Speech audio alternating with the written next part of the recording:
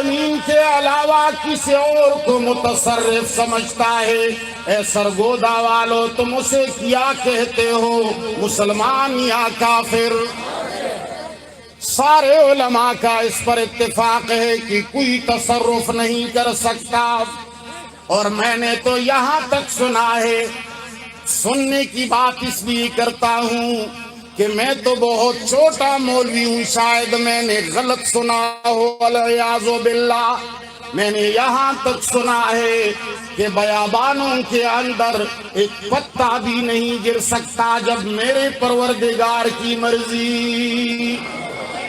لیکن کبھی کبھی ایک دکی کام اللہ کی مرضی کی بغیر بھی ہو جاتے ہیں، دنیا ہے، کبھی کبھی جادو ہو جاتا ہے، ہو جاتا ہے۔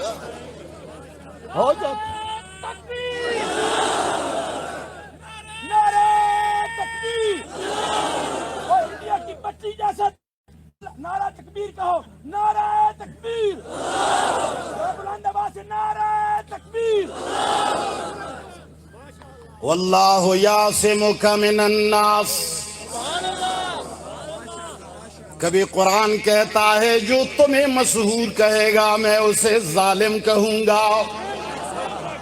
ساری دنیا کے اندر کتاب اللہ کا مقام ہوتا ہے، سب سے بلند ہوتا ہے، مہیمن علیہ ہوتا ہے۔ قرآن کبھی میزان ہو جاتا ہے، قرآن کبھی تورات کا ناسخ، قرآن کبھی انجیل کا ناسخ، قرآن کبھی زبور کا ناسخ، قرآن کریم کبھی کبھی عیسیٰ علیہ السلام کے لیے مشعل راہ، وہ اپنی نبوت رسالت کو چھوڑ کر قرآن کا غلام بن کے آئے گا، مگر اتنا بڑا قرآن جو عیسیٰ کو بھی اپنا امتی بنا سکتا ہے، تورات کو بھی منسوخ کر سکتا ہے، انجیل کو بھی منسوخ کر سکتا ہے، بخاری کو منسوخ نہیں کر سکتا۔ مولوی کیوں؟ اس کو تو نشہ پلایا گیا۔ نہیں، اگر قرآن پر، اگر تم نے کبھی قرآن کے تحفظ کے لیے بخاری کے کسی راوی پر کلام کیا تو فوراً قرآن اور سنت والے جھوم کر قرآن کے اوپر بھیڑ کے اعتراض شروع کریں گے۔ یہ ہمارا عالمیہ ہے۔ میں بات کر رہا تھا، وہ فریاد میں بھول گیا۔ فریاد یہ ہے کہ وہ قرآن جو رب العالمین نے ہمارے لیے قانون بنا کر اتارا ہے، اور رب العالمین نے یہ واضح کر دیا ہے کہ قیامت تک قرآن کریم کو منسوخ کرنے والی کوئی اور کتاب، قادیانی آئے گا تو پاش ہو جائے گا۔ مگر ایک بات ہے، کافر بن کے آئے گا پاش ہو جائے گا، مسلمان بن کے آئے گا تو پاش نہیں، کچھ بھی نہیں ہو سکتا۔ عجیب بات ہے۔ عوام مسلمانوں، یہ باتیں تمہیں اس لیے عرض کرتا ہوں کہ خدا را میرے رب کی کتاب بڑی یتیم ہے، خدا کی قسم بڑی یتیم ہے۔ یہ نہ سمجھنا کہ ہم سب ماننے والے ہیں۔ او واللہ اگر ہم اپنے آپ کو ٹٹولیں گے، مجھے اور آپ سے زیادہ قرآن کا دشمن اور کوئی نہیں۔ ساری زندگی محنت کی گئی ہے کہ ہم قرآن کو پسے پشت ڈالیں، قواعد بنائے گئے ہیں، روایات گھڑ لیے گئے ہیں، صحیح سنت کو پسے پشت ڈالا گیا ہے، اس لیے کہ جو صحیح سنت کو نہیں مانتا ہم اس کو بھی مسلمان نہیں سمجھتے، لیکن جو تمام ذخیرہ احادیث کو رسول اللہ پر تھوپ دیتے ہیں ہم اس کو بھی گمراہ سمجھتے ہیں۔ تو میں کہہ رہا تھا وہ قانون جو میرے رب العالمین نے نازل فرمایا تھا، ہر آیت کے لیے ایک قصہ اور کہانی بنا دی گئی کہ جیسے وہ آیت آئے فوراً انسان کے سامنے وہ کہانی آ جائے۔ اے پنجاب کے رہنے والوں، سرائی کی بولنے والوں، ذرا مجھے بتاؤ جب تم ماں کا نام لیتے ہو ایمان سے کہو تمہیں ماں کا چہرہ سامنے آتا ہے کہ نہیں؟ جب باپ کا نام لیتے ہو تو باپ کا چہرہ سامنے آتا ہے کہ نہیں؟ سب جواب دو جب معشوق کا نام دل کے کونے میں ابھر آتا ہے تو معشوق کا چہرہ سامنے آتا ہے کہ نہیں؟ اسی طرح قرآن کریم کے ہر آیت کے لیے ایک کہانی گھڑی گئی، ایک کہانی گھڑی گئی، جیسے وہ آیت سنائی دیتی ہے فوراً وہ کہانی نظر آ جاتی ہے تاکہ آیت اسی کہانی کی نظر ہو جائے اور قانون بن کے نہ رہے۔ قرآن کہتا ہے وَمِنَ النَّاسِ مَن يَقُولُ آمَنَّا بِاللَّهِ وَبِالْيَوْمِ الْآخِرِ وَمَا هُمْ بِمُؤْمِنِينَ۔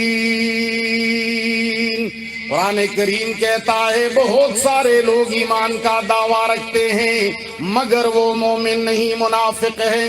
مگر یہ آیت جیسی بھی زبان سے نکلتی ہے فوراً نقشہ سامنے آتا ہے کہ منافقین کے بارے میں ہے، ہمارے بارے میں تو نہیں، منافقین کے ہمارے بارے میں تو نہیں۔ مجھے ایک آیت بتاؤ جو ہمارے بارے میں ہو۔ کچھ صحابہ کے بارے میں ہے، کچھ یہود کے بارے میں، کچھ عیسائیوں کے بارے میں، کچھ مشرکین مکہ کے بارے میں، اور کچھ تو صحابہ کے لیے ہے، پھر ہمارے بارے میں تو ہے ہی نہیں۔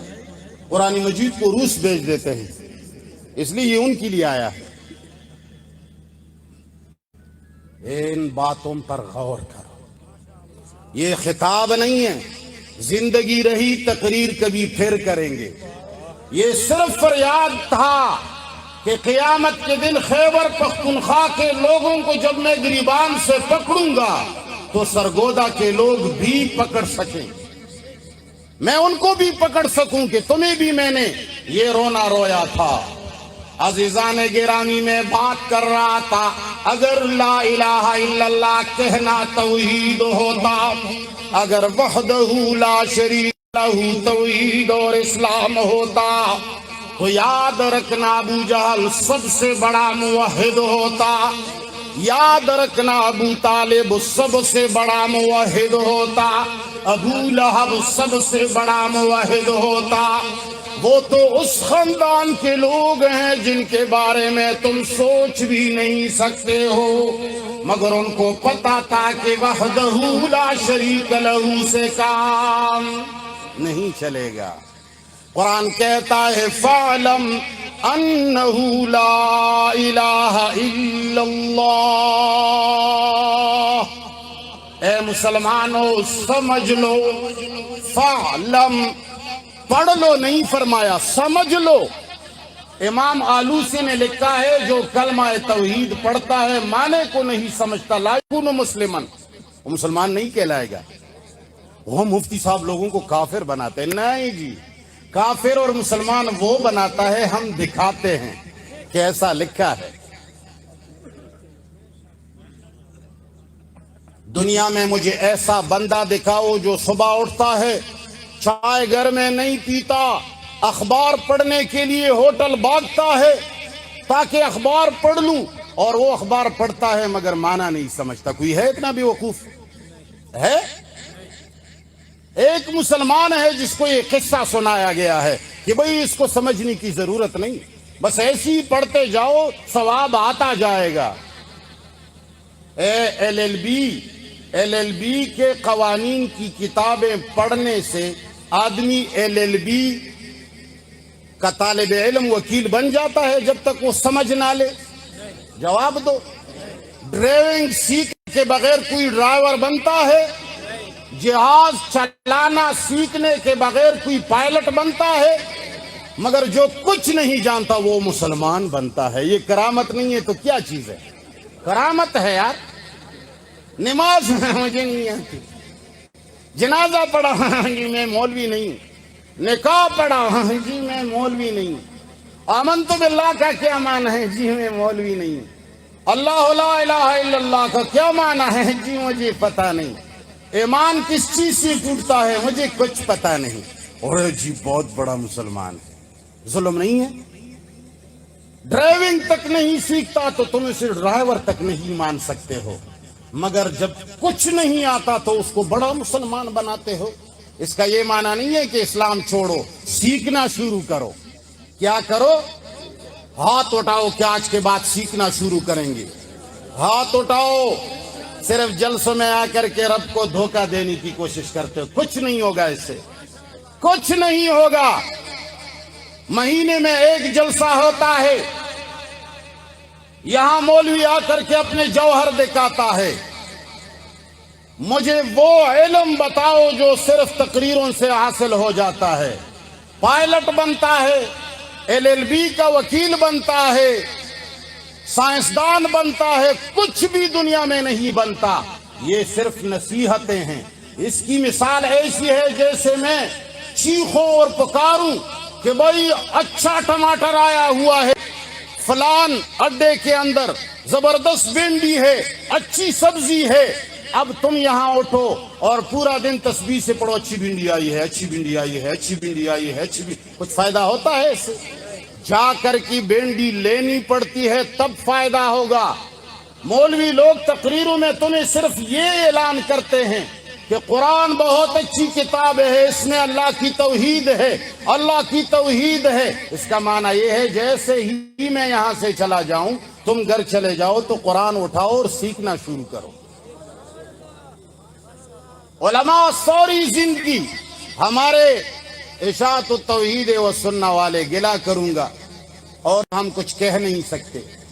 کچھ کہیں گے تو شکایت ہوگی، اور ہم جیسے لوگ کہیں گے کیا. آج کل تو بھائی موحدین کہتے ہیں یہ موحد پیر ہے. کیا ہے؟ پیر ہے اور موحد ہے. پیر اور موحد، انا للہ و انا الیہ.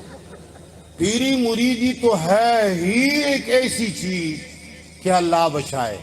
کیا بچائے؟ اللہ بچائے. انسان بچا ہی نہیں سکتا. آج کل ہمارے موحدین ساتھی پوری زندگی توحید کا رٹ لگاتے ہیں. ہم جب توحید کا مسئلہ ہم بیان کرتے ہیں تو نیچے چمچے جو بیٹھے ہوتے ہیں، یہ سارے آج کل کے مسلمان چمچے. تم لوگ چمچے ہو، چمچے. مولوی تقریر کرتا ہے، تم کیا کرتے؟ واہ واہ واہ واہ. وہ سمجھتا ہے کہ میں تو بہت بڑا آدمی ہوں. ارے آرام سے بیٹھ جاؤ. پالش کس کی لگاؤ؟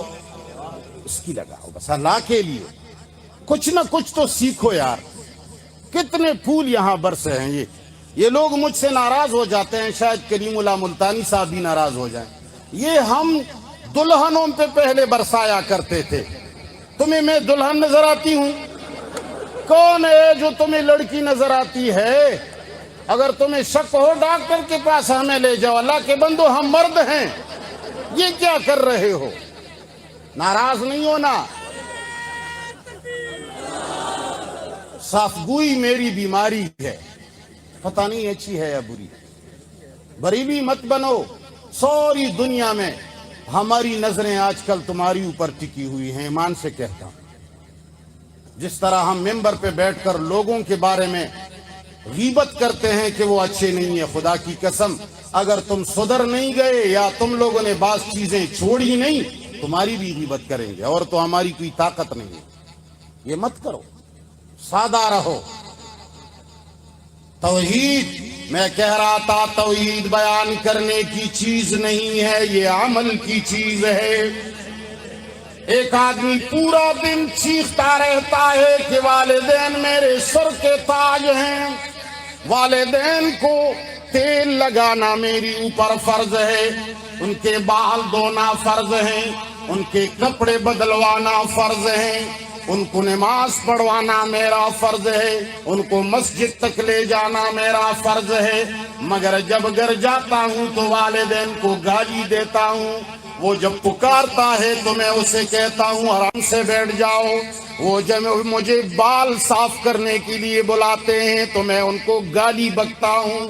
تو کون سا جاہل مجھے کہے گا کہ یہ والدین کا خدمت گزار ہے؟ کوئی کہے گا؟ یہی بات توحید کی ہے. اللہ ایک ہے، اس کے ساتھ کوئی شریک نہیں، ہم صرف اس کو راضی کریں گے، ہم اس کے سامنے ساری دنیا کو نہیں مانتے، ہم ایک اللہ کو راضی کریں گے۔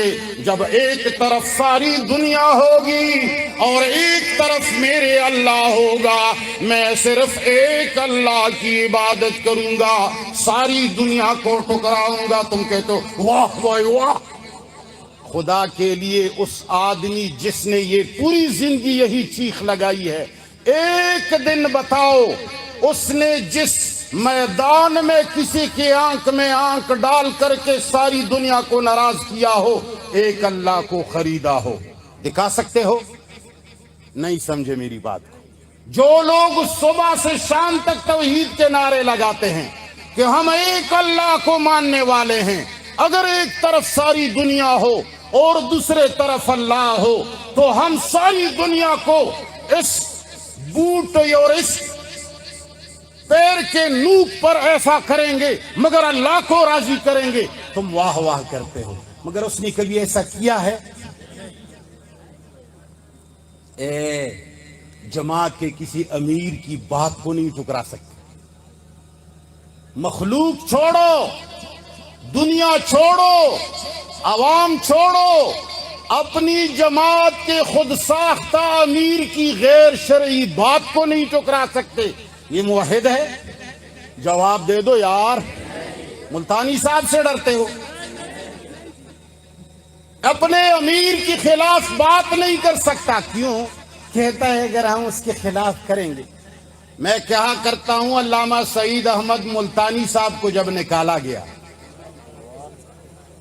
یہ شرعی بات تھی، یہ شریعت کے مطابق نکالا گیا تھا، مگر وہ موحد جو ساری زندگی یہ پکارتے چلے تھے کہ ہم ایک طرف ساری دنیا، دوسری طرف ایک اللہ کی حق کو ہم برملا کہیں گے، ساری دنیا کو ٹکرا دیں گے، انہوں نے اپنے چھوٹے چھوٹے پیروں اور خداؤں کو ٹکرا دیا، تو یہ موحد ہو گئے۔ اسی طرح تم بھی ہو، اسی طرح ہم بھی ہیں۔ مولویوں کے بولنے پہ دھوکہ مت کھاؤ، ان کو ان کے عمل پہ دھوکہ کھاؤ۔ دیکھو کہ اس نے کس میدان میں کس کی مخالفت کی ہے، کب اس نے دنیا کی بات ٹکرائی ہے، کب اس نے اپنے آپ کو تنہا کیا ہے، کب اس نے اپنے آپ کو سب سے الگ کیا ہے۔ آج کل تو لوگ اس پر سوچتے ہیں اگر ہم جماعت کے امیر کو ناراض کریں گے تو پھر ہمیں کوئی تقریر کے لیے نہیں بلائے گا۔ یہ توحید ہے؟ میری باتوں کو تم سمجھتے نہیں ہو، اس لیے کہ میں نیا ہوں، اور شاید تم پرانے ہو، یا تم نئے ہو، شاید میں پرانا ہوں، کچھ تو ہے، گڑبڑ ہے، آ رہی ہے سمجھ؟ لیکن شاید اپنے بڑوں کی ڈر کی وجہ سے کچھ نہیں کہہ سکتا۔ تو میرا مقصد یہ ہے، خدا کے لیے توحید عمل کی چیز ہے، قول کی چیز۔ اگر کہنے کی چیز ہو، لوگ مجھے برا نہ مانے، تم جس ہندو کو کافر سمجھتے ہو ان کی کتابوں میں تم توحید پڑھو گے تو میں آش آ جائے گا، ایسی پکی باتیں انہوں نے لکھی۔ وہ موحد ہے؟ اگر سکھوں کی کتابیں تم لوگوں نے پڑھ لی، تمہیں تو مولویوں نے کنویں کا مینڈک بنا دیا ہے کہ ہم جس مصنف کے بارے میں نہ کہیں وہ کتابیں مت پڑھو۔ عورت جو ہے، میں کبھی کبھی کہا کرتا ہوں، تنگ تو نہیں ہو میری تقریر سے؟ تنگ ہو تو آخر دعویٰ کروں۔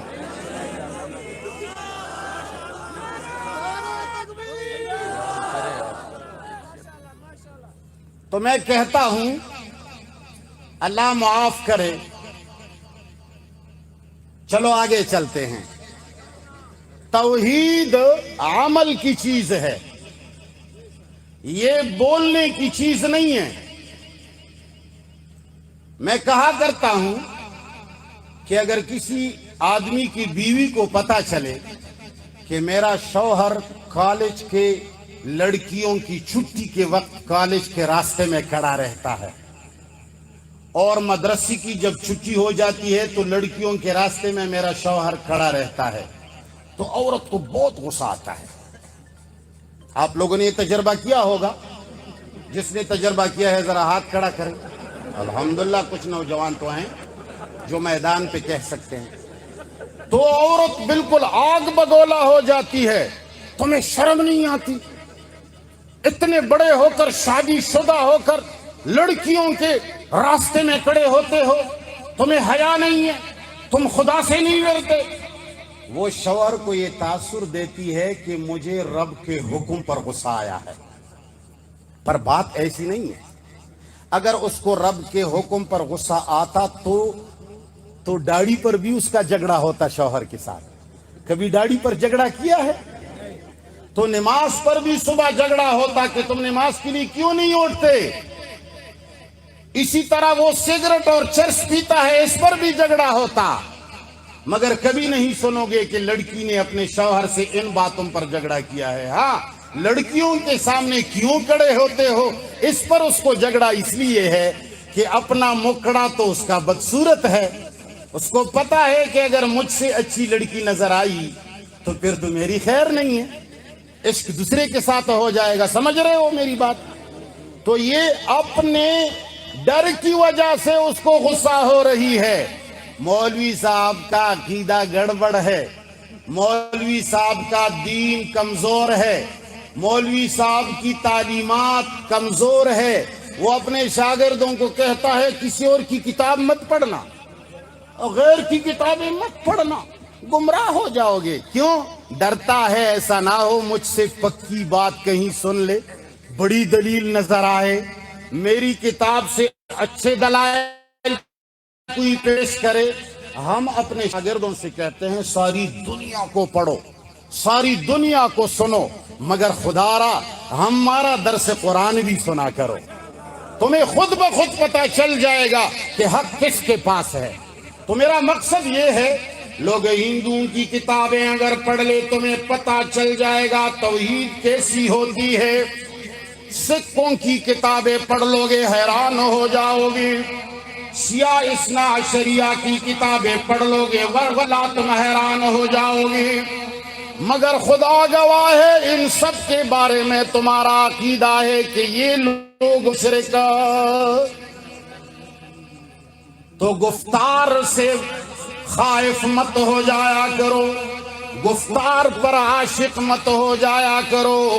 اپنے موحدین علماء کی سیرت دیکھو، کہاں کہاں اس نے ساری دنیا کو ٹکرایا عملاً، کس کس کو ناراض کیا، کہاں کہاں سے وہ نکلا، کہاں کہاں سے وہ نکالا گیا، کہاں کہاں سے ان کو دھتکارا گیا، کہاں کہاں سے ان کے بارے میں غلط فتوے شائع ہوئے، اور اس نے اس کی کوئی پرواہ. اور سارے مجمع میں کھڑا ہوا، آنکھ میں آنکھ ملا کر کسی سے کہا کہ تم غلط کہتے ہو، رب کا یہ حکم نہیں، تم غلط کہتے ہو.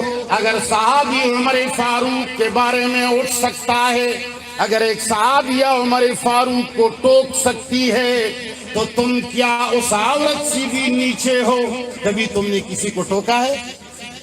آئندہ جب تک تمہارا عالم اور استاد عملاً توحید کا کام نہیں کرتا، عملاً ساری مجمع کے اندر کسی کو ناراض نہیں، بڑوں کو، اپنے بڑوں کو، غیروں کو بھی نہیں.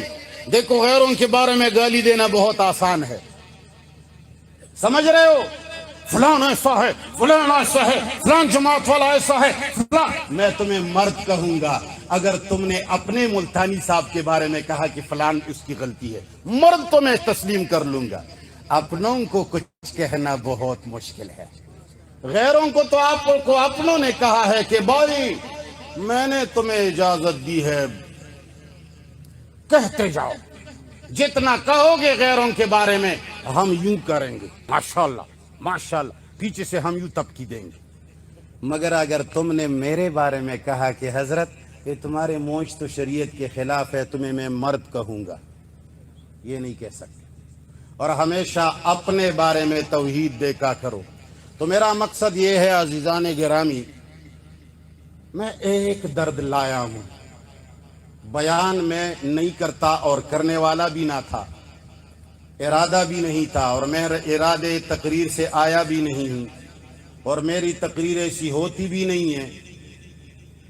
میں صرف یہ فریاد لایا ہوں کہ خدا کے لیے اگر تم لوگوں نے فرقواریت کو ختم کرنا ہے، اگر تم لوگوں نے اتحاد کرنا ہے، ساری دنیا کہتی ہے اتحاد کرتے ہیں، مگر ان کے کندھوں پہ ہم دیکھتے ہیں غیروں کی کتابیں لدی ہوئی ہیں، قرآن کو نیچے لا رہے ہیں، صرف برکت کی کتاب سمجھے ہوئے ہیں۔ ساری دنیا کی کتابیں رب کی کتاب کا غلام بنا دو، فرقہ واریت ختم ہو جائے گی۔ پاکستان ایک ایسا ملک ہے جس میں بہت سارے ایسے فتنے اور ایسے فسادات ہوئے کہ اس ملک کو بہت کمزور کرنے کی کوشش کی گئی۔ ہمارا ملک مزید فتنوں اور فسادات کا متحمل نہیں ہے۔ خدا را مسلمانوں متحد ہو جاؤ، مگر یاد رکھنا اگر کوئی کہتا ہے کہ میں میم ادا کروں، واو ادا کروں، مگر ہونٹوں کے بغیر ادا کروں تو یہ جاہل ہے۔ واو ہونٹوں کے بغیر ادا نہیں ہوتا، توحید قرآن پر عمل کرنے کے بغیر ممکن ہی نہیں۔ اتحاد قرآن کو بالا تر سمجھ کر، ساری کتابوں کو اس کے نیچے لا کر، سارے کتابوں کا ناسخ سمجھ کر، سارے مولویوں سے بڑھا کر آج کل ہم قرآن کو نہیں مانتے۔ بے شک میری باتوں کی تردید کرو بعد میں جب میں چلا جاؤں، مگر یاد رکھنا، میری باتیں یاد رکھنا، ہم قرآن ماننے والے نہیں، ہم علماء ماننے والے ہیں۔ ہم ایک آدمی کے ساتھ مناظرہ کرتے ہیں، ہم آیت سنا دیتے ہیں کہ قرآن کہتا ہے جو رسول اللہ کو مسحور کہے وہ ظالم ہے۔ وہ کیا کہتا ہے؟ کس نے لکھا ہے؟ یہ کس نے لکھا ہے؟ یہ جو معنی تو کرتے ہو یہ کس نے لکھا ہے؟ انہیں معنی یہ ہے کہ ہم قرآن ماننے والے ہیں، مولوی بتاؤ جس نے یہ لکھا ہو پھر مان لیں گے۔ اب اگر وہ سامنے والا دیوبندی ہے تو ہم اشرف علی صاحب کی تفسیر اٹھا دیتے ہیں، اگر وہ سامنے والا پنجپیری ہے تو ہم غلام اللہ خان صاحب کی تفسیر اٹھا دیتے ہیں، اگر وہ سامنے والا بریلوی ہے تو غلام رسول سعیدی صاحب کی تفسیر اٹھا لیتے ہیں۔ کوئی بھی ہو ہم اسی کی تفسیر اٹھاتے ہیں، بتاتے ہیں کہ حضرت یہ آپ کے بڑے نے، اچھا ہاں بالکل ہاں بس ٹھیک ہے ٹھیک۔ تو ایمان سے کہو اس کا ایمان تفسیر پر ہے یا قرآن پر ہے؟ مولویوں ناراض نہیں ہونا، ہمارا ایمان علماء پر ہے، قرآن پر، خدا کی قسم نہیں ہے۔ عوام سے کہہ رہا ہوں مولویوں کو نشہ پلایا گیا ہے، وہ مجھے مار نہ دیں اس سے ڈرتا ہوں۔ خیبر پختونخوا میں تو کچھ نہ کچھ ہو لوگ میرا لحاظ کرتے ہیں کہ بھئی ایسے، یہاں کے لوگ تو شاید مجھے ایسا نہ ہو کہ کوئی تپڑ لگائے، مسافر آدمی ہوں۔ ہم قرآن نہیں مانتے، ہم تفسیروں پر ایمان لائیں۔ آمنت باللہ و ملائکتہ و کتبہ، پہلے ہم یہ مانا کرتے تھے کہ میرا ایمان ہے اللہ پر اور ان کے ملائکہ پر، ان کی کتابوں پر۔ اب ہم نے مانا تبدیل کیا ہے، پہلے ہمیں پتہ نہیں تھا، اب ہم کہتے ہیں وہ کتبہ اور علماء کی کتابوں پر۔ اللہ کی کتاب پر ہمارا ایمان نہیں ہے۔ اللہ کی کتاب سے بخاری اونچی، اللہ کے کتاب سے مسلم اونچی، تفسیری رازی اونچی، روح المعانی اونچی، اور بیان القرآن تو بہت اونچی، الیاذ باللہ۔ یہ رونی کی باتیں ہیں، ہنسنے کی باتیں نہیں ہیں۔